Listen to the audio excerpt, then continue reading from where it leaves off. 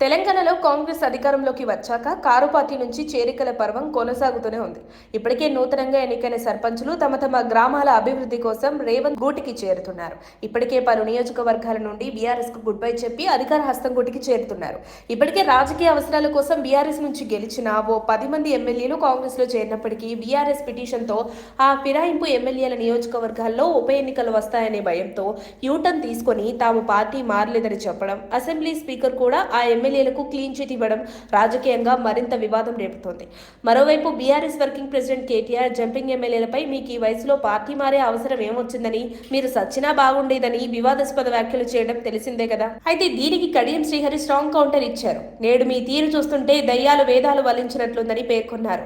నాడు మన ప్రభుత్వంలోనే కదా ఇతర పార్టీల నుంచి ఎమ్మెల్యేలను చేర్చుకొని మంత్రి పదవులు ఇచ్చింది. అప్పుడు నువ్వు గడ్డి పీకినవా కేటీఆర్ అంటూ ఘాటుగా స్పందించారు. ఇక ఈ సందర్భంలోనే పాలకుర్తి నియోజకవర్గంలో మాజీ మంత్రి ఎర్రబెల్లి దయాకర్ రావుకి ఊహించని ఎదురు దెబ్బ తగిలింది. ఆయనకు అత్యంత సన్నిహితుడిగా, ప్రధాన అనుచరుడిగా గుర్తింపు పొందిన తొర్రూరు మండలం బీఆర్ఎస్ సోషల్ మీడియా ఇన్ఛార్జ్ సహా కంటాయపాలెం గ్రామ వార్డు సభ్యులు ఎర్రం రాజు బీఆర్ఎస్ పార్టీకి గుడ్ బై చెప్పి అధికార కాంగ్రెస్ పార్టీలో చేరారు. వారికి TPCC vice president Jhansi Rajender Reddy party కండువా కప్పి కాంగ్రెస్ లోకి ఆహ్వానించారు.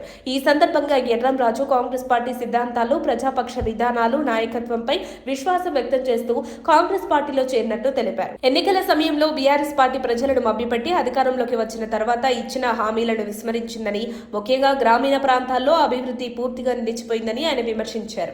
బీఆర్ఎస్ నాయకత్వంలో ప్రజా సమస్యలు పట్టించుకునే పరిస్థితి లేకపోవడంతో ప్రజల తరపున నిజంగా పోరాడే కాంగ్రెస్ పార్టీలో చేరడం తన బాధ్యతగా భావించారని తెలిపారు. ఇక టీపీసీసీ వైస్ ప్రెసిడెంట్ ఝాన్సీ రాజేందర్ రెడ్డి మాట్లాడుతూ బీఆర్ఎస్ పార్టీలో నెలకొన్న అసంతృప్తి రోజురోజుకి బయటపడుతోందని, ప్రజా వ్యతిరేక పాలనకు ఇదే నిదర్శనమన్నారు.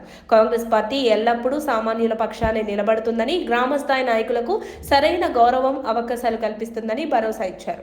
ఎర్రబెల్లి అనుచరుడు ఎర్రం రాజు కాంగ్రెస్ పార్టీలో చేరడాన్ని హర్షాతిరేకలతో స్వాగతించారు. ఈ చేరికతో తొర్రూరు మండలం రాజకీయాల్లో కాంగ్రెస్ పార్టీ మరింత బలోపేతం కావడం ఖాయమని రాజకీయ వర్గాలు విశ్లేషిస్తున్నాయి. మరిన్ని అప్డేట్స్ కోసం మా కాయ్ టీవీని సబ్స్క్రైబ్ చేసుకోండి. మా వీడియో కనుక మీకు నచ్చినట్లయితే లైక్ చేయండి, షేర్ చేయండి.